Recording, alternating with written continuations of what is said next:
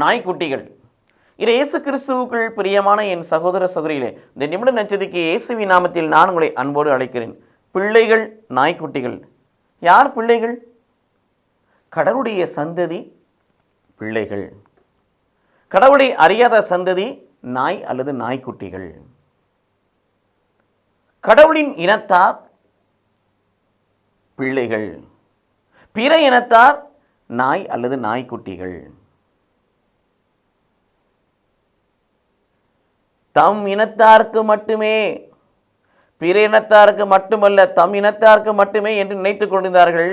இவர் பிற இனத்தாருக்கும் உலக அனைவருக்கும் இவர் கடவுள் என்பதை தன்னுடைய விசுவாச செயல்பாட்டினால் அந்த கனானியா பெண் நிரூபித்தார்.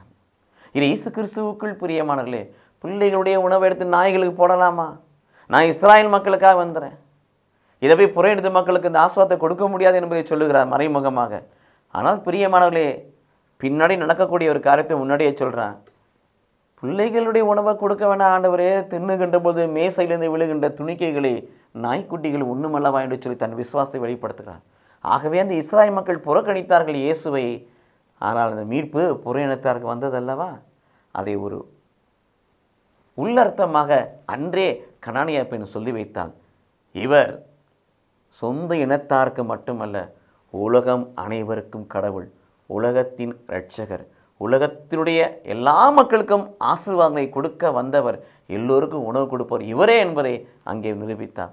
ஆம் பிரியமானவர்களே, நாமும் நம்முடைய ஆண்டவராக இயேசு கிறிஸ்து உலகத்தினுடைய இரட்சகர், உலகத்தினுடைய பாவங்களை போக்குறவர். நாம் ஒரு காலத்தில் பிற இனத்தராக இருந்தோம். ஆனால் ஆண்டவரை விசுவசித்து அவர் இரக்கத்தை பெற்று திருமுழுக்கு வழியாக ஆண்டவரின் பிள்ளைகளாய் மாறியிருக்கிறோம். ஆகவே அவர் அனுதினம் நமக்கு கொடுக்கிற அந்த ஆசீர்வாதம் என்னும் ஆவிக்குரிய உணவை உட்கொள்வோம். கடவுள் நம்மை ஆசீர்வதிப்பாராக. ஆமீன்.